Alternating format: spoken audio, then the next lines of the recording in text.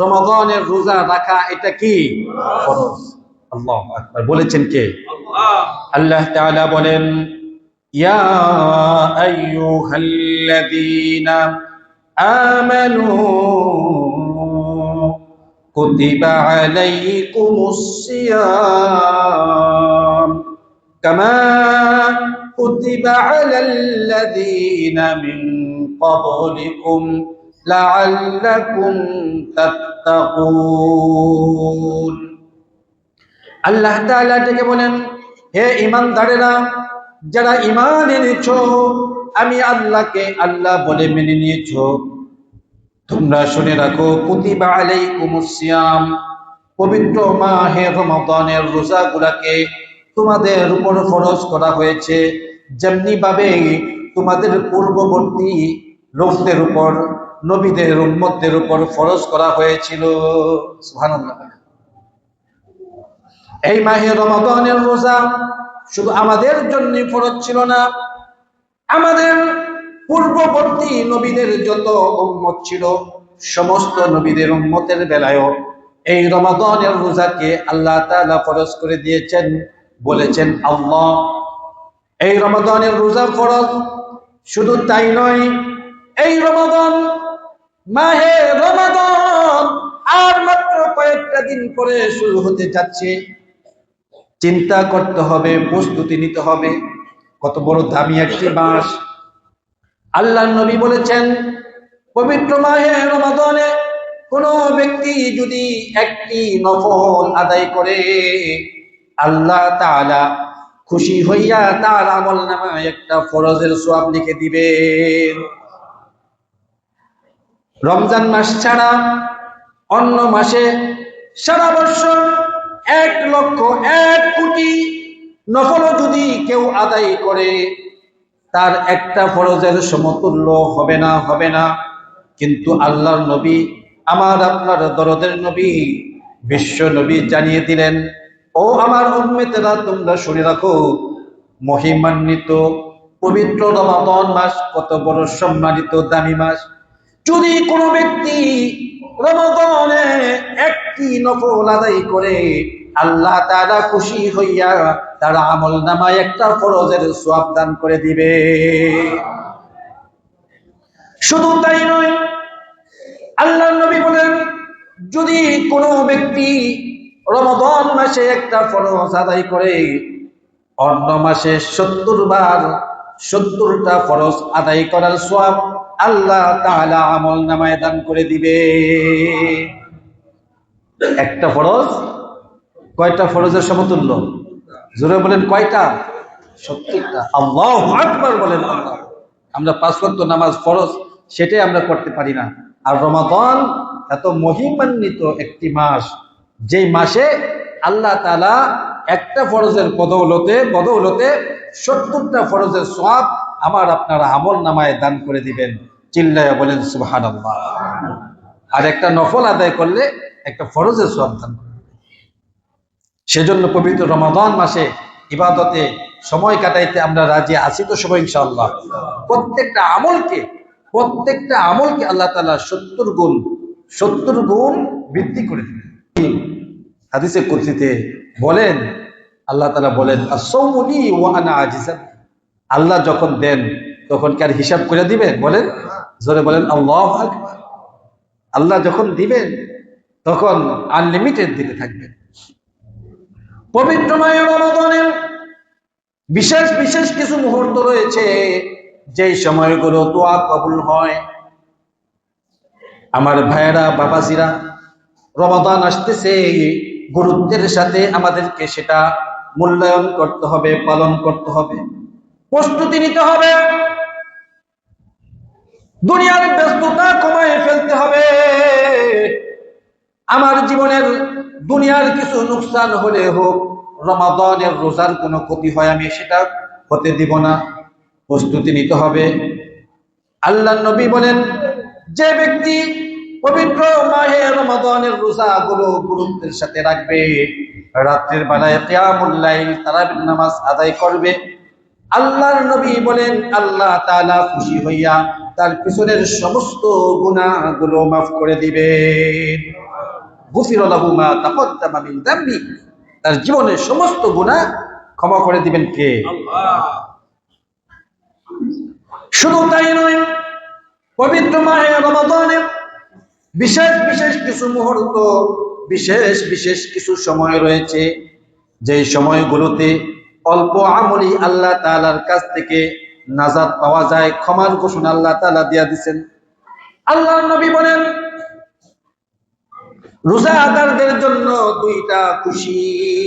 কয়টা? জোরে বলেন। রোজাদারদের জন্য খুশির সংবাদ।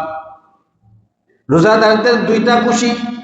এক নম্বর খুশি হলো ইফতারের পূর্ব মুহূর্তে, যখন ইফতারি সামনে নিয়া রোজাদাররা সারাদিন রোজা রাখছে, না খায়া থাকছে, পানির পিপাসা, পেটের মধ্যে ক্ষুধা, কিছুক্ষণ পরে আজান দিবে, আজানের পূর্ব মুহূর্তে ইফতারি গুলো সাজায়া সাজায়া দস্তরখানায় সামনে রাইখা দিছে, কিন্তু খায় না।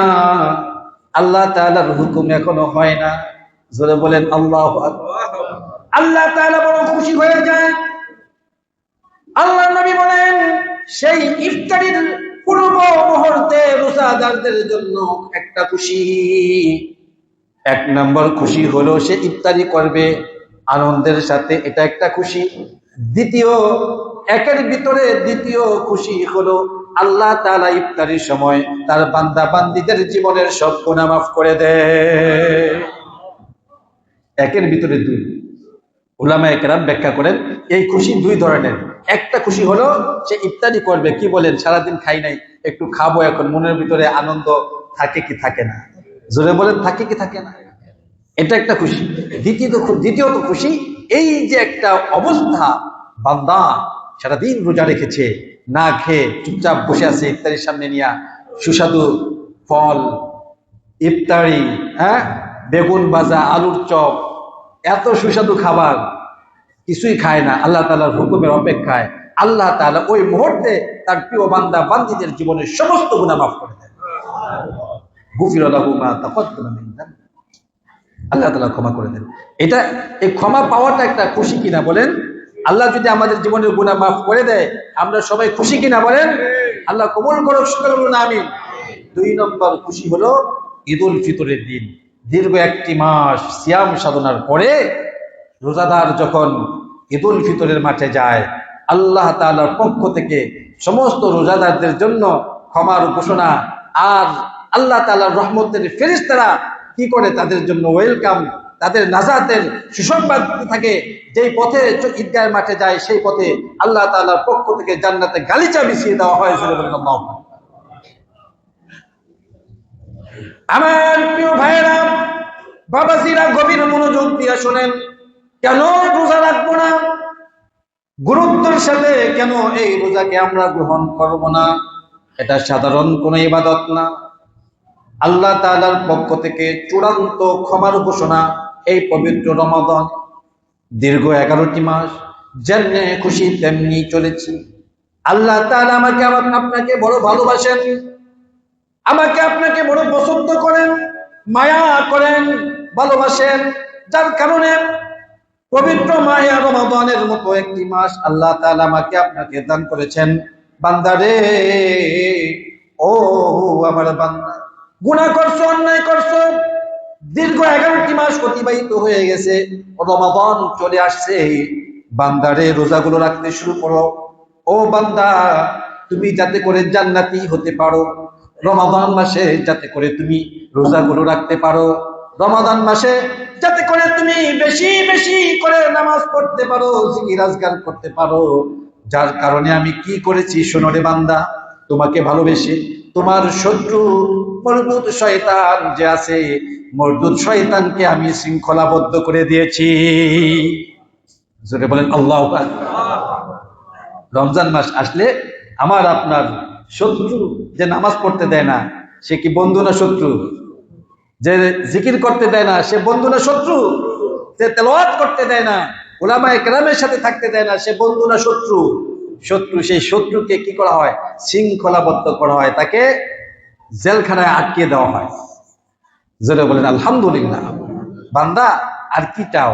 তোমার শত্রু যে তোমাকে ধোকা দেয় রোজা না রাখতে, এমন শয়তানকে আমি বেঁধে রেখেছি, বন্দি করে দিয়েছি। আসো, ফিরে আসো, আমি আল্লাহর ইবাদতে মশগুল হয়ে যাও, আমি আল্লাহ তাআলা তোমাকে ক্ষমা করার জন্য অপেক্ষায় আছি।